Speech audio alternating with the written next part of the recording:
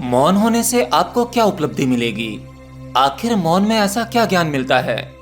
सभी सिद्ध पुरुष मौन होने के लिए क्यों कहते हैं? देखिए, महर्षि रमन ने मौन के बारे में जितना बोला है शायद किसी ने नहीं बोला, क्योंकि उन्हें मौन होने पर ही मिला। तो आज हम बात करेंगे महर्षि रमन द्वारा बताए गए मौन के अर्थ के बारे में। अक्सर सिद्ध पुरुषों द्वारा जितना बताया जाता है हम उतना नहीं समझ पाते। हम केवल उतना ही समझ पाते हैं जितनी हमारी समझ है। लेकिन जो सिद्ध पुरुष अपनी बातों को कहता है उसकी वह बातें बहुत ऊंचे स्तर से होती हैं और अक्सर समझने वाले उसे अपने निचले स्तर से समझते हैं। तो मौन कुछ आपको देता नहीं है। मौन में कोई बहुत बड़ी उपलब्धि आपको नहीं मिलती। अगर मौन में कुछ मिलता है तो वो है बोध, जो आपकी बुद्धि की समझ से ऊपर की अवस्था है। मौन में होने से जब आपका बोध बढ़ जाता है तब आपको इतना समझ में आने लगता है कि आपने संसार में जो भी कुछ इकट्ठा किया है या जो कुछ यहाँ चल रहा है उन सब का आपसे कोई अर्थ नहीं है। अर्थात आपको मौन में यह पता लग जाता है कि अब तक आपने संसार में जो कुछ इकट्ठा किया है, जिन बातों को लेकर आप दौड़े जा रहे हैं, धन दौलत अहंकार लोभ प्रेम मोह माया जन्म और मृत्यु, यह सब कुछ व्यर्थ है। मौन से पहले यह सब कुछ सत्य लगता है, परंतु मौन होते ही आपको इसके असत्य का पता लगता है। एक साधक के लिए मौन के शुरुआती अभ्यास में यह सबसे कठिन कार्य लगता है, परंतु रोजाना मौन का निरंतर अभ्यास करते करते साधक को मौन रहने में आनंद आने लगता है। अब वह यह जानने लगता है कि बोलना कितना व्यर्थ है। बोलने से बेकार में ही इतनी कीमती ऊर्जा का व्यय होता है। हम जितना ही अधिक बोलते हैं उससे कई गुना अधिक हम अपने मन में विचारों को बुला लेते हैं, और हमारे मन में जितने ही अधिक विचार होंगे उतनी ही हमारी ऊर्जा नष्ट होगी। और अगर यह ऊर्जा नष्ट ना की जाए तो आपकी साधना उतनी ही फलित होती है। महर्षि रमन यह भी कहते हैं कि अब तक जो साधक मौन को उपलब्ध हुए हैं उनका यह अनुभव है कि अगर व्यक्ति मौन रहना सीख ले तो उस व्यक्ति के 99% दुख स्वतः ही नष्ट हो जाएंगे। अब चाहे आपके घर का छोटे से छोटा कलेश हो, कोई भी छोटा झगड़ा हो, और चाहे तो एक देश का दूसरे देश के साथ में झगड़ा, आपकी लाइफ में तनाव, ये सब बोलने से ही उत्पन्न होते हैं। अगर आप सरल और मौन हो जाते हैं तो ये सभी चीजें आपके जीवन से अब्सेंट हो जाती हैं। शायद आपको नहीं पता होगा, आप जैसे ही बोलना शुरू करते हैं तो आपके बोलते ही एक सिलसिला शुरू हो जाता है। और जब आप किसी से बोलते हैं, किसी को क्लेरिफाई करते हैं या किसी से बहस होती है, हर प्रकार का डिबेट, तब ऐसे में आपने कभी भी अपनी मनोस्थिति को चेक नहीं किया होगा। अगर ऐसे में आप अपनी बुद्धि का विश्लेषण कर सकें तो आप पाएंगे कि आप इतना बोलने की अवस्था में लगभग एक बेहोशी की अवस्था में थे। अर्थात बोलते समय आप अपना होश खो देते हैं, क्योंकि जिससे आप बोल रहे हैं उससे उस कन्वर्सेशन के दौरान आपका ध्यान उस व्यक्ति की ओर जाता है। आपकी चेतना की शक्ति वहां जाती है। जो एकाग्रता आपकी थी वो किसी और की तरफ बहने लगती है। जाने अनजाने वो आपके होश को अपनी ओर खींच रहा होता है, और यही गलती वो आपसे बहस करके करता है।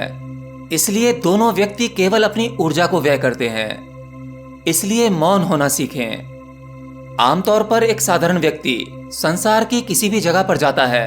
अब वो जगह चाहे कितनी ही एकांत क्यों ना हो, परंतु वह अकेला जाकर भी अकेला कभी नहीं जा पाता। आप अपने साथ अपने मन में एक भारी भीड़ को ले जाते हैं। कमाल की बात यह है कि आप इतनी भीड़ को ले जाकर अकेलापन तलाश रहे हैं, जो कदापि संभव नहीं है।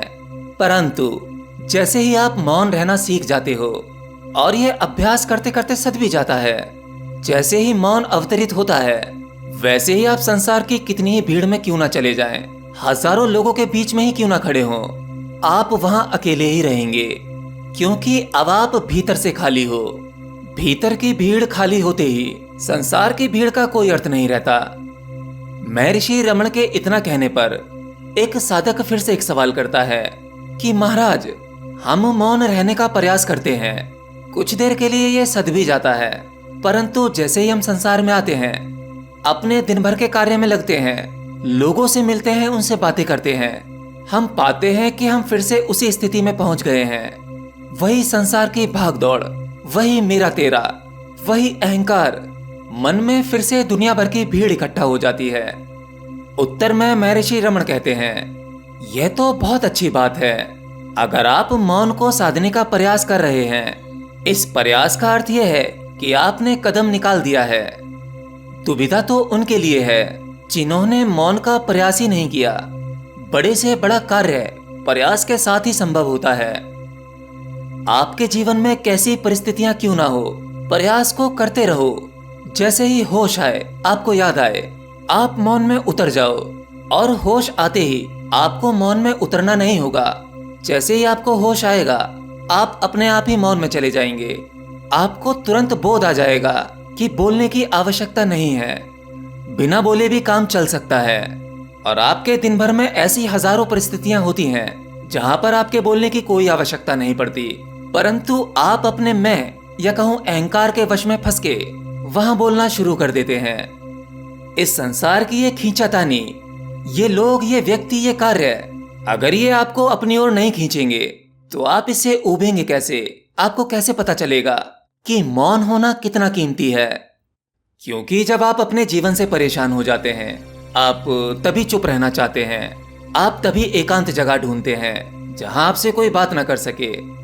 कई बार आप इतने क्रोधित हो जाते हैं, इतने फेडअप हो जाते हैं कि आप अपने फोन को भी स्विच ऑफ करके रखना चाहते हैं। कुछ देर अपने साथ रहना चाहते हैं, बिल्कुल अकेले, मौन में। अर्थात संसार के सभी कष्ट और सभी परेशानियां एक विपरीत दिशा में इशारा करती हैं। अधिक शोर आपको शांति की ओर इशारा करता है, अधिक बोलचाल आपको मौन की ओर इशारा करती है।